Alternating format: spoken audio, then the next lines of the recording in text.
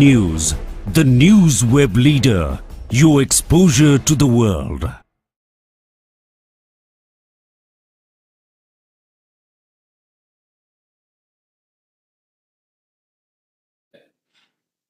और जिस तरीके से हर क्षेत्र में, हर मंत्रालय में एक 360 डिग्री अप्रोच के आधार पर विकास और प्रगति प्रधानमंत्री नरेंद्र मोदी जी के नेतृत्व में सुनिश्चित की गई, वही मापदंड, वही समीक्षा, वही कीर्तिमान हमारे वन्य जीवित के लिए भी स्थापित करने की कोशिश भारत सरकार की रही है। 3 क्षेत्रों में, एक तो वन, वन्य जीव और सामुदायिक विकास, तीनों को एक साथ जोड़ने के प्रयोग के आधार पर, ताकि एक सस्टेनेबल और एक इंक्लूसिव विचारधारा के आधार पर इस क्षेत्र की प्रगति और विकास सुनिश्चित किया जाए। ये हमारा उद्देश्य रहा है। और जहां तक वन्य जीवन संरक्षण की बात है, ये हमारे इतिहास और परंपरा के साथ भारत में हजारों वर्षों से जुड़ी हुई है। वन्य जीवन की संरक्षण हमारे ग्रंथों में, चाहे पुराण में, इस सिद्धांत और इस मकसद के साथ भारत सरकार ने कार्य किया है। हमने पिछले 9 वर्षों में wild life sustainability, wild life protection का एक नया उदाहरण विश्व को पेश किया है। और चाहे एशियाई शेरों की बात हो, चाहे तेंदुओं की संख्या की बात हो, चाहे पर्यावरण के क्षेत्र में और वाइल्ड लाइफ प्रोटेक्शन में बजट आवंटन की बात हो, नए कीर्तिमान भारत सरकार ने प्रधानमंत्री जी के नेतृत्व में स्थापित किए हैं। हमारे पॉलिसी, हमारी स्ट्रैटेजी 4 मुख्य स्तंभों पर आधारित है। पहला है पॉपुलेशन, दूसरा है पॉलिसी, तीसरा है पीपल और चौथा है इंफ्रास्ट्रक्चर। PPPI की स्ट्रैटेजी वाइल्ड लाइफ के क्षेत्र में हम लोग ने अपनाई है। और भारत की विविधता हम देखें, चाहे हिमालय में हम हिमालय की तरफ देखें तो वहां के तेंदुओं को देखें, या अंडमान और निकोबार में हम अपने वाटर स्पीशीज को देखें, इस विविधता को होलिस्टिक रूप से बढ़ाने का कार्य हमारी सरकार ने की है।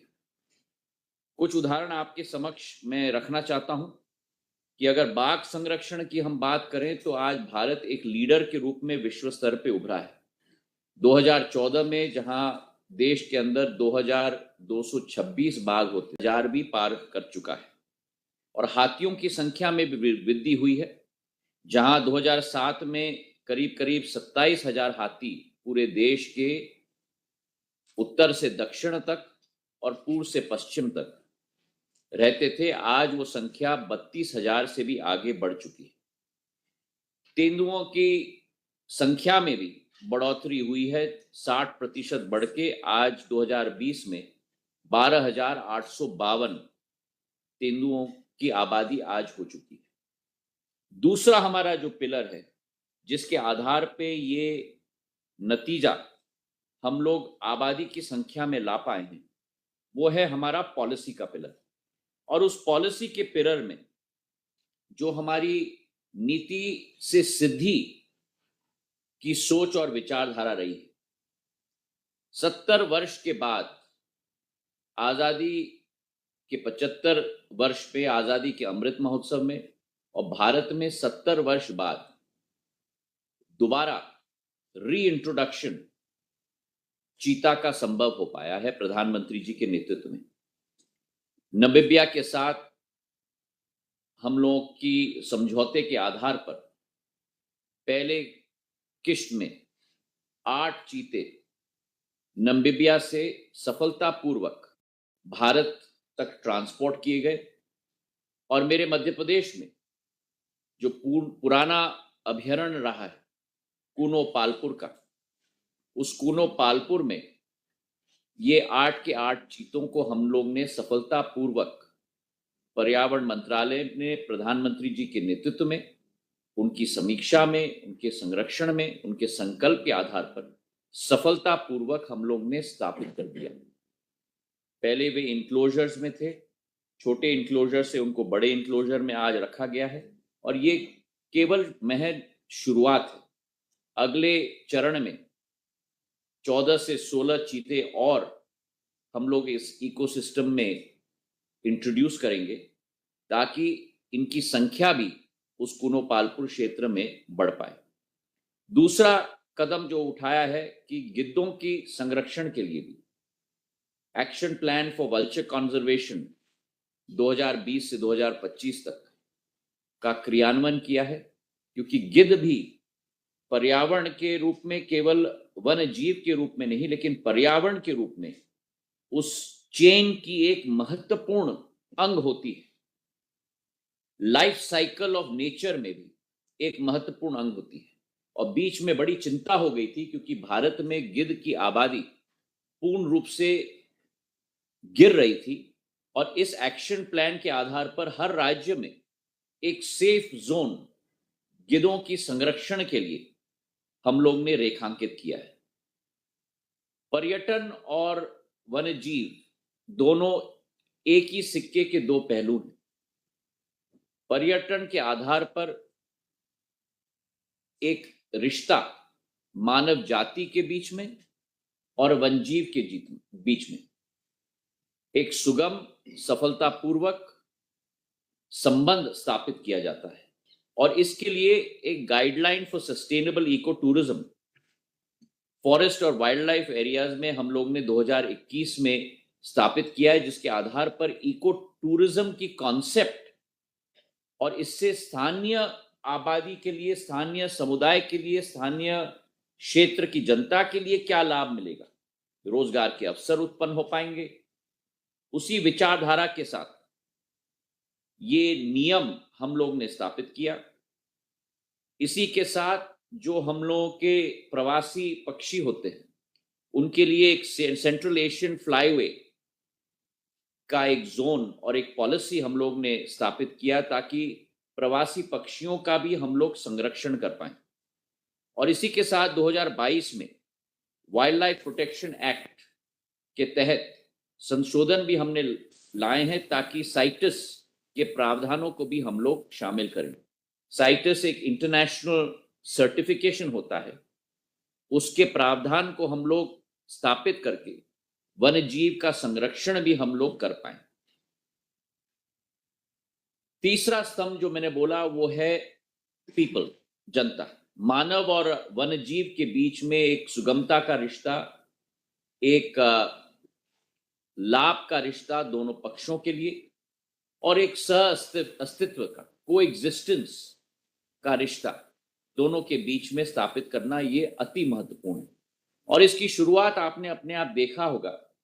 प्रधानमंत्री जी जब कूनो आए थे और कूनो में उन्होंने चीता का रीइंट्रोडक्शन अपने करकमलों से करवाया, तो कूनो में पहला कदम जो पर्यावरण मंत्रालय ने उठाया, साधुवाद और धन्यवाद भी देना चाहता हूं कि चीता मित्रों की स्थापना उस कूनो पालपुर में की गई है, जिसके आधार पर वहां के स्थानीय हमारे लोग, स्थानीय आबादी को एक तरफ एक नई शिक्षा मिली इस वन जीव के प्रति और दूसरे तरफ जीवन ज्ञापन के लिए भी एक नया स्रोत आय का उनको मिल पाए। तो ये एक बहुत सुंदर उदाहरण चीता मित्र का कूनो में किया है और ऐसे ही हर सेंचुरी में और हर वाइल्ड लाइफ प्रिजर्व में, चाहे हमारे रेंजर्स हों, टूर गाइड्स हों, इको टूरिज्म की कॉन्सेप्ट हो, वो स्थापित हम लोग करने जा रहे हैं। स्थानीय समुदाय की भागीदारी हो, ये भी हम लोग सुनिश्चित कर रहे हैं और एक विकास समावेशी हो, ये उद्देश्य इस पॉलिसी की है। चौथी स्तंभ है हम लोगों की बढ़ती हुई अधोसंरचना और उसमें एक दूरदर्शित और एक विचारधारा के आधार पर पर्यावरण के अनुकूल ऐसे नियम और ऐसे उपाय हम लोग ने जारी किए हैं ताकि वन्य जीव का संरक्षण भी हो। और इसका उदाहरण है कि एनिमल पैसेज प्लान्स जो सड़कों के लिए और रेल की योजनाओं के लिए अब हम लोग ने अनिवार्य कर लिया है।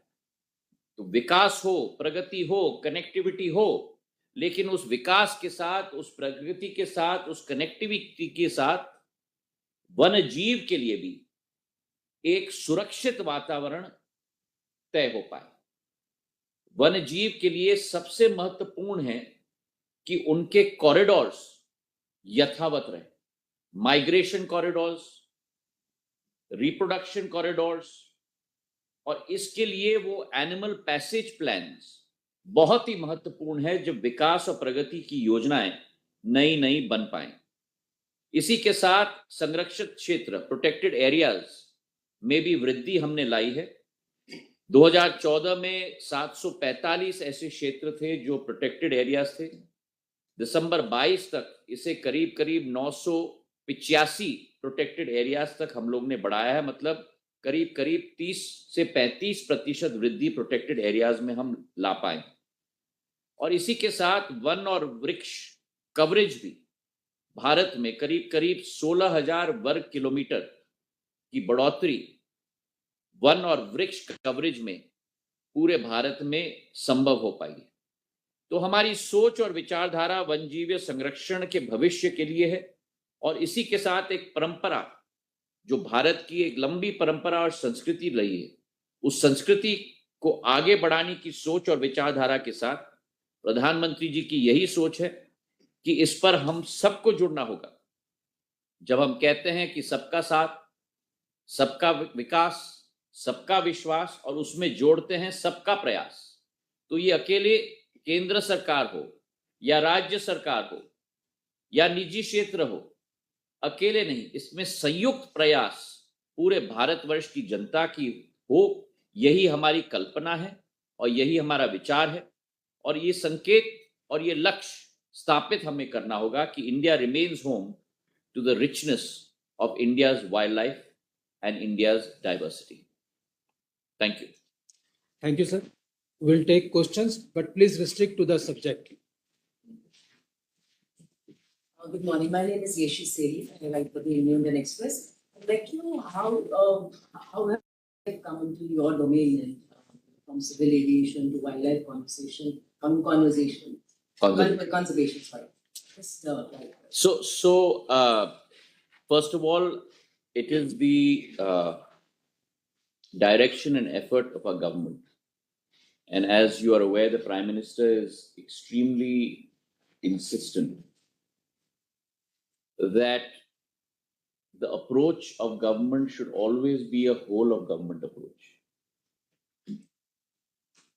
And we must ensure that our level of knowledge, our level of education must not be restricted to necessarily our verticals alone.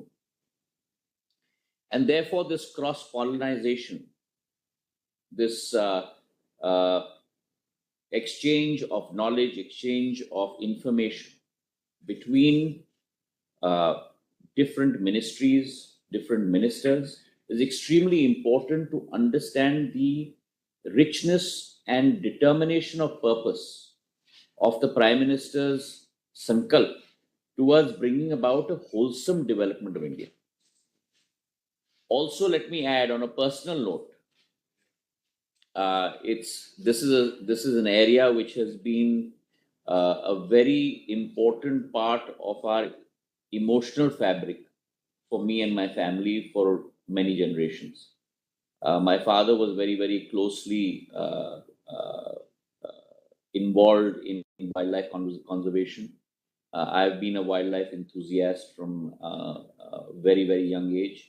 So for me, it's especially an area of personal interest and a personal passion. so you're going to basically propagate wildlife conservation and Absolutely. And I think that if you look at successful models across the world, there are many examples of many economies across the world that are fully sustained on the basis of wildlife tourism. And that just shows you the potential that this sector has. And this diversity is indeed our treasure. And it's a treasure not only for us as Indians. हर भारतीय का ये केवल भंडार नहीं, लेकिन मैं मानता हूं कि ये भंडार जो भारत के पास है, ये विश्व का भंडार. Today, the diversity of wildlife that we have in our country, from the one-horned rhinoceros in the northeast to our elephants, our huge tuskers in south of India, to the population of tigers across from east to west of India, a population of leopards across the country. You now have black panthers in South India. Our species of birds, migratory and our own Indian captive population of birds. So the diversity of our both fauna, in which this wildlife comes, and you combine this with the diversity of our flora, which is our nature, from the foothills of the Terai in UP, Jim Corbett National Park, all the way down to our coastlands, whether you talk about the Sundarbans, or you go down to the coast of Kerala and Tamil Nadu, or you go into the ravines of the Cham and Kuno Palpur heading into Ranthambore. The majesticity of our diversity is something that I believe no country in the world can equate. So for us, preserving our wildlife, making sure that they thrive, is a very important part of our parampara, as well as our treasure for us to maintain and develop and grow in a fiduciary role for the generations to come in our country. Yes. Sir नमस्ते sir, मैं Arun Gupta sir, दो छोटे सवाल है. पहला ये कि sir अभी आपने चीतास की जो 14 है सर, कोई डेडलाइन कब तक आएंगे? सेकेंडली, कितनी और कोई स्पीशीज को भी इस तरह से लाने की बात होगी? नंबर 1. नंबर 2 सर, एनवायरनमेंट से जुड़ा सवाल है, वाइल्ड लाइफ से रिलेटेड जुड़ा सवाल है. कल प्राइम मिनिस्टर ने प्लास्टिक से बनी रिसाइकल्ड एक जैकेट पहनी थी पार्लियामेंट के अंदर.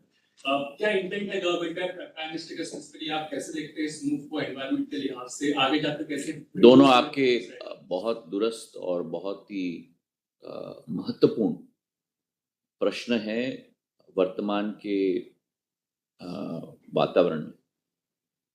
पहला प्रश्न मैं चीता का कहूँगा कि भारत में हर एक डाइवर्सिटी बिग कैट्स के सदैव भारत में रहे.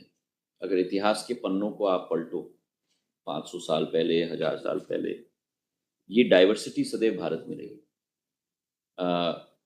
मैंने आंकड़े आपको दिए, चाहे तेंदुआ की हो, चाहे बाघ की हो, चाहे शेर की हो, कि पिछले 9 साल में उस डाइवर्सिटी को और विविधता को कैसे दोबारा भारत में प्रधानमंत्री जी के नेतृत्व में कैसे दोबारा स्थापित किया गया. और स्वयं प्रधानमंत्री नरेंद्र मोदी जी की कितनी रुचि है वन जीव में और पर्यावरण में. इसी के साथ चीता का स्थापना एक अंतर्राष्ट्रीय जगत में शायद इक्का दुक्का उदाहरण हुआ हो सक्सेसफुल ट्रांसलोकेशन का. भारत में इसके पहले 150-200 साल पहले ट्रांसलोकेशन किए गए थे, पर ये आधुनिक भारत में या आधुनिक विश्व में पहला सक्सेसफुल ट्रांसलोकेशन हुआ है किसी भी बिग कैट के स्पीशीज की. ये 8 चीते आज कुनो में हैं और कुनो पालपुर पूर्व में भी चीता का क्षेत्र रहा है, शेर का क्षेत्र रहा है, बाघ का क्षेत्र रहा है, तेंदुआ का क्षेत्र रहा है. आज भी तेंदुआ का क्षेत्र है, आज भी बाघ का क्षेत्र है. और कुनो पालपुर बहुत ही एक डाइवर्स और एक उपयुक्त इकोसिस्टम है हमारे बिग कैट्स के लिए. और इसलिए उनकी चीता का वहाँ स्थापना सबसे उपयुक्त जगह में स्थापित हुए हैं और अतिशीघ्र मुझे लगता है अगले 2-3 महीने में अगले लॉट हमारे चीते के भारत आएंगे और उनकी स्थापना होगी। जैसे मैंने कहा कि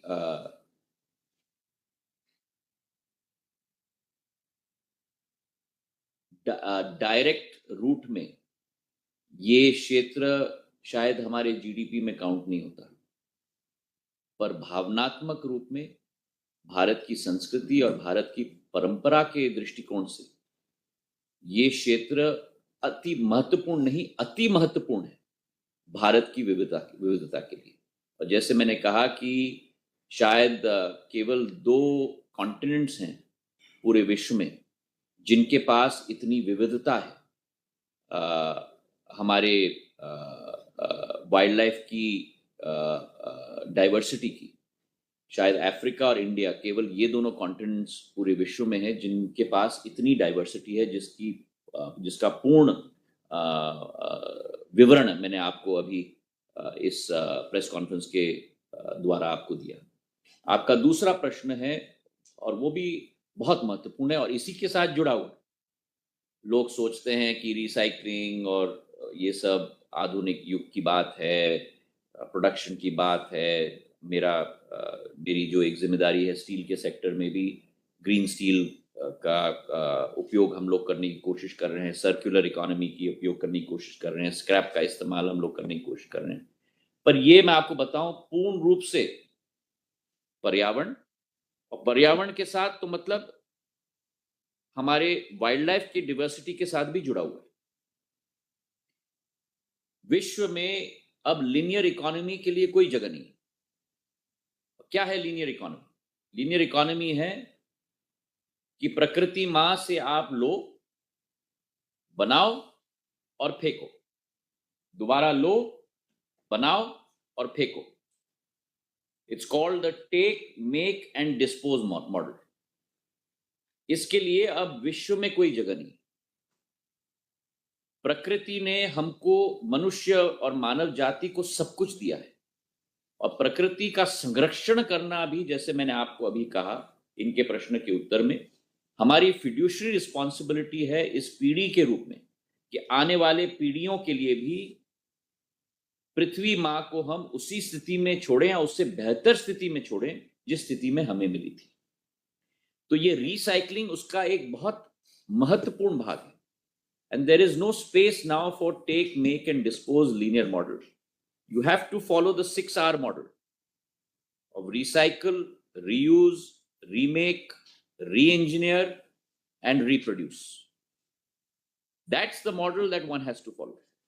And प्रधानमंत्री जी का वो रिसाइकल्ड प्लास्टिक का जैकेट पहनना, ये 135 करोड़ भारतीयों के लिए एक उदाहरण और एक संकेत नहीं है। ये पूरे विश्व के 800 करोड़ लोगों के लिए ये एक संदेश है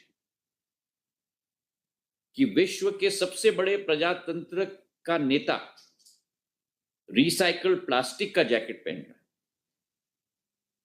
इसका अडॉप्शन तेज गति से हो भारत में, यही हम लोगों की विचारधारा है और जिससे इस पर्यावरण को भी हम लोग बचा पाएंगे।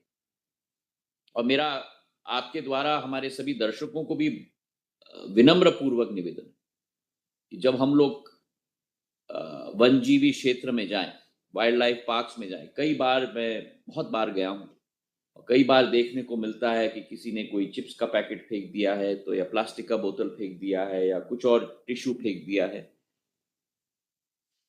वो हम लोग का भंडार है, ये प्रकृति हमारी है और उसका संरक्षण भी हम लोग करें और जिम्मेदार नागरिक के रूप में उस प्रकृति मां का देखभाल भी हम लोग करें। ये हमारा विनम्र पूर्वक निवेदन है। Sir, just one question. You mentioned about connectivity and development. So, what initiatives have been taken to ensure wildlife conservation when there is development on the aviation side? We also have instances of bird hits. Well, as I mentioned, I don't want to get off the topic, but as far as bird hits are concerned, we have put in place all measures at airports, which includes the bird dispeller, sound guns, other methodologies like horns and others that will keep birds away from airport areas. But again, this ties in with the Swachh Bharat initiative of the Prime Minister. Why do birds come to certain places, especially airports? It's not because they make their homes there, but it's more because the fact that they get attracted to some objects in that area. And therefore, to keep areas clean, to make sure that birds don't cluster around areas of transportation through which they may be a threat to their lives, is very important for us as responsible citizens as well. Sir, Anushka, uh, can there be areas of integration between aviation and wildlife conservation that you're thinking of now that you're looking at this sector as something that is close to your heart? So, are you thinking of ways of integrating different which would lead to growth of both aviation as well as wildlife? Well, let me tell you that the two are very, very integrated. Any form of tourism, be it land, sea, religious, wildlife, across the board, must today in the world have access to civil aviation. So I think both are very deeply integrated. One of the things that we have tried to do in the last year and a half, we have great connectivity in India from international to domestic, domestic tier 1 to tier 1 cities and tier 1 to tier 2 cities. What we're trying to look at now is really last mile connectivity. And that last mile connectivity means that we have to expand the breadth of civil aviation as well as deepen the depth of civil aviation. And therefore, if you have followed the ministry's policies closely, last year we introduced something called the small aircraft scheme, which was directly aimed at sub 20-seater aircraft and helicopters, thereby looking at this last mile connectivity. So whether we look at the hilly states in the northeast, or Uttarakhand and Himachal, or Jammu and Kashmir, or even cosmopolitan areas like connectivity between Mumbai and Pune by helicopter, or connectivity, for example, with the traffic jams in Bangalore, between Bangalore city and Bangalore airport by helicopter. So looking at increasing the penetration of helicopters across our country, multiple routes have been given in the last year and a half to all of these areas. And along with that, as I mentioned, sub 20-seater aircraft. So for example, Udan 4.2, which has just been bid out.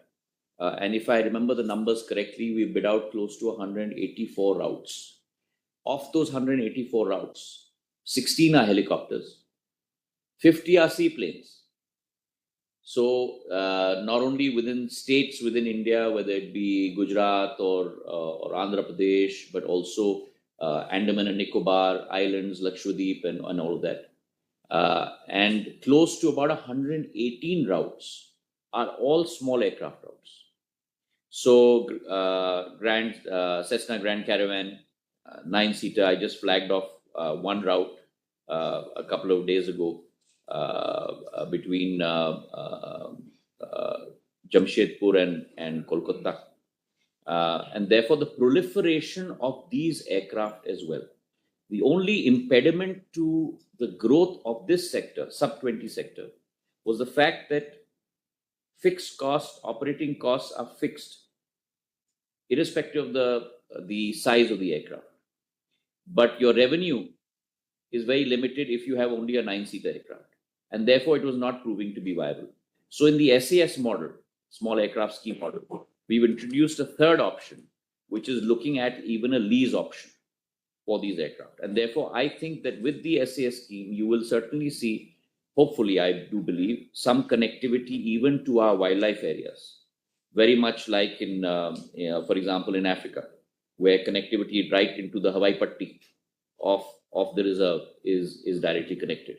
I'm not saying that will happen in the next month or two, but certainly that's something that we are also looking at to make achievable through these sub-20-seater aircrafts.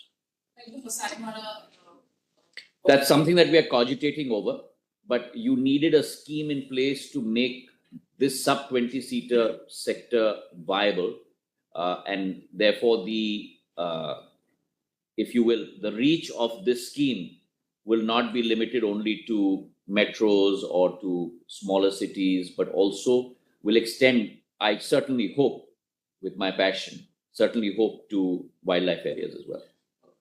Sir, I'm Abhimanyu from CABC. Sir, as you spoke about environment, that connectivity and tourism are linked. Also, as far as the transportation and connectivity through drones, as far as reach of products is concerned, is the government considering an increase in outlay for drone manufacturing and also for aerospace manufacturing? Is there a PLI scheme on the cards? So that's not directly related to wildlife, so I'm not going to answer that question now. You can refer to me on post this conference, and I will be happy to answer that. Thank you, sir. One last related. It's just I think there's one there. Saurabh is there. Sir tourism को बढ़ावा देने के लिए हिसाब से स्वच्छता की बात की जाए और आप ये एक अप्रोच रख रहे हैं कि क्रॉस सेक्टर देते हैं, तो सर रेलवे और बाकी के ट्रांसपोर्टेशन के मोड होते हैं, वहां पर क्या साफ सुथरा माहौल ज्यादा है, सफाई ज्यादा हो, एयरपोर्ट पे प्रैक्टिसेस होती हैं, उन चीजों को हम शेयर करने की कोशिश करेंगे ताकि इंटीग्रेशन हो जाए, कुछ फर्क पड़े। हालांकि तुलना तो नहीं की जा सकती क्योंकि वहां पर जो फुटबॉल होता है डेली बेसिस पे एयरपोर्ट पे नहीं होता है, लेकिन फिर भी कुछ एक अप्रोच रहेगी। देखिए, मैं तो ये मानता हूं कि हमारा रेल मंत्रालय स्वच्छता में सक्षम तरीके से आगे बढ़ रहा है और नए नए कीर्तिमान स्थापित कर रहा है। काफ़ी बार और ज़्यादा करके मैं भी रेल से यात्रा करता हूं, और जो क्वालिटी आज भारत के रेल सिस्टम में हमको दिख रही है स्वच्छता की, शायद किसी विकसित देश में भी आपको ना दिखे। तो मैं तो मानता हूं कि रेलवे सेक्टर से भी कई सेक्टरों को और हमको भी बहुत कुछ सीखने को जरूर मिलेगा। और स्वच्छता के श्रेणी में रेलवे बड़ी उत्तम श्रेणी में आज पूरे देश में। Last. Just a related question: are you going to use airports and all airlines to propagate wildlife conservation? Is that a part of the strategy? Because the outreach will be higher. Yeah, sure. I don't. I think that the. Let me take that as a suggestion for action. I think that's a good suggestion, and I very much value the suggestions from our media family, because I think at the end of the day we are all working together towards the same goal of really making India shine as a bright spot on the global stage, and I think that's a wonderful suggestion for action in terms of proliferating what I just mentioned, the diversity of India's wildlife across the length and breadth of our country. Thank you very much. Thank you, sir. Thank you. Friends, आपके लिए refreshment का इंतजाम है. Please join us for that. Wonderful catching up with everyone. Pacific One News, the news web leader. Your